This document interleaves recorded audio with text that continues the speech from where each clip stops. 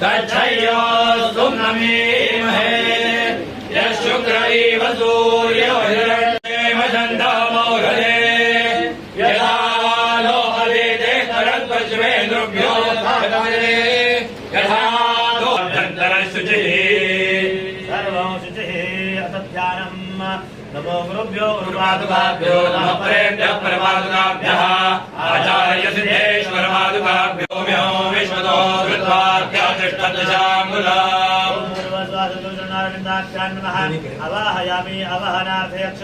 देखिए, हम सब लोग हिंदू धर्म के सनातन धर्म के पालन करने वाले लोग हैं।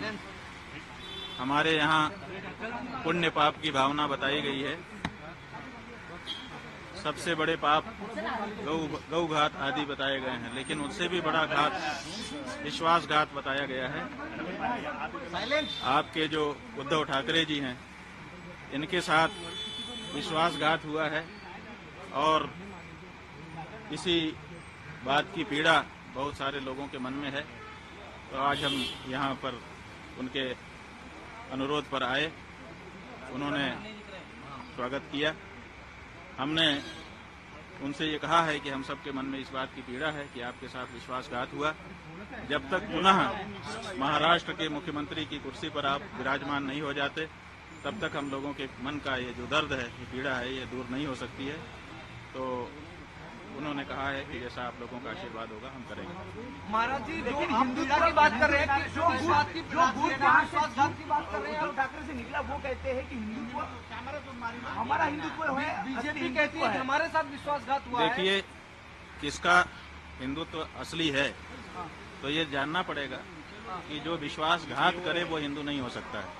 जो विश्वासघात सह ले वो तो हिंदू होगा, क्योंकि उसके साथ विश्वासघात हुआ है।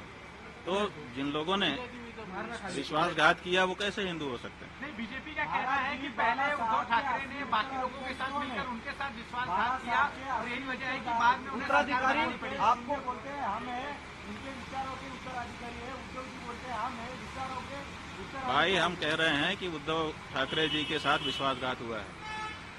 अब इसे में आप समझ लीजिए।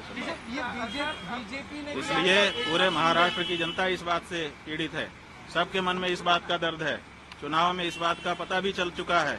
अब तो ये बात प्रमाणित हो चुकी है कि महाराष्ट्र की जनता इस बात को मानती है कि उद्धव ठाकरे जी के साथ विश्वासघात हुआ है, और ये ठीक नहीं है। ये जनता का भी अनादर है। जनता जिसके लिए बहुमत देती है उसको उसके समय तक के लिए बनाए रखना चाहिए। बीच में सरकार को तोड़ देना और बीच में जनमत का अनादर करना, ये अच्छी चीज नहीं है।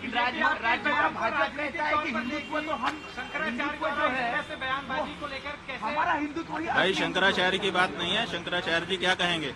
जो सच होगा तो वही तो कहेंगे। हमें राजनीति से लेना देना नहीं है। लेकिन विश्वासघात तो हमारे यहाँ पाप बताया गया है। ये तो धर्म का मामला है ना, पाप और पुण्य। और इस बारे में कौन बोलेगा? राजनेता बोलेगा। इस बारे में तो धर्माचार्य ही बोलेगा। महाराज जी, जो पूजा हुई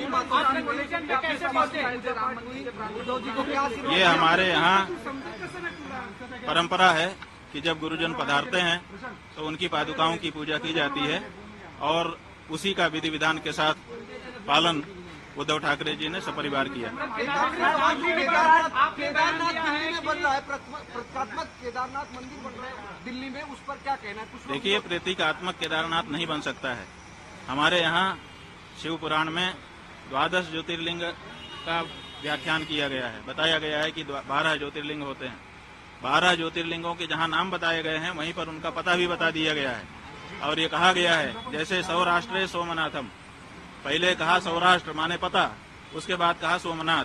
उसी तरह से केदारम हिमवत पृष्ठे, जो केदार है वो हिमालय के पृष्ठभाग में है, माने हिमालय में केदार है। तो आप दिल्ली में कहाँ से ला के रख दोगे केदार को? जब पता साफ साफ बताया गया है कि ये यहाँ लोकेटेड है, तो आप उसका लोकेशन क्यों बदलना चाहते हैं? क्यों जनता को भ्रम में डालना चाहते हैं? आप भगवान के 1000 नाम है, किसी नाम से स्थापना करके पूजा करिए, लेकिन केदारनाथ धाम दिल्ली में बनेगा, ये अनधिकार चेष्टा है और ये नहीं होना चाहिए। क्या इसके पीछे राजनीतिक वजह है? भाई बहुत सारी राजनीतिक वजह हैं। हमारे सभी जो हमारे धर्म स्थान हैं वहां पर राजनीति वाले प्रवेश कर रहे हैं। और अब हमारे धर्म स्थान में जहां प्रवेश करने में दिक्कत हो रही है, आप केदारनाथ में देखिए 228 किलो सोने का घोटाला हो गया। आप पत्रकार लोग क्यों नहीं उठाते हो? तो जब वहां पर घोटाला हो गया तो अब आप दिल्ली में केदारनाथ बना लोगे, वहां पर फिर दूसरा घोटाला करोगे। 228 किलो सोना केदारनाथ से गायब कर दिया गया। ये कहाँ का नियम है? क्यों नहीं उठाते हो प्रेस वाले इस बात को? आज तक कोई जांच तक नहीं बैठाई गई।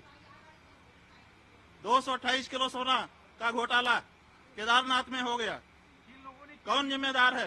क्यों इस बारे में जांच नहीं होती है? क्यों भाई इस बारे में निर्णय नहीं होता है? और अब आप कहेंगे हम दिल्ली में ही केदारनाथ बना लेंगे, ये नहीं हो सकता। नरेंद्र मोदी जी से आपने कल मुलाकात की, उनको आशीर्वाद दिया कल?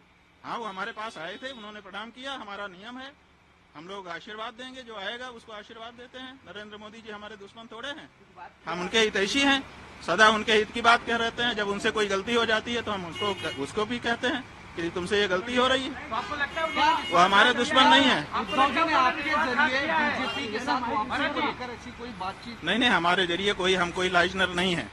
हमको श्रद्धा पूर्वक उन्होंने बुलाया था। हम, जैसा कि हमारा नियम है, श्रद्धा से बुलाने पर जाते हैं। हम आए, उन्होंने पादुका पूजन किया और अपनी जो उनकी अपनी बातें थी वो भी हमारे सामने रखी, हमने उनको सुन लिया। ये जो बात हम कह रहे हैं वो हम अपने मन की बात कह रहे हैं और पूरे महाराष्ट्र की जनता की बात।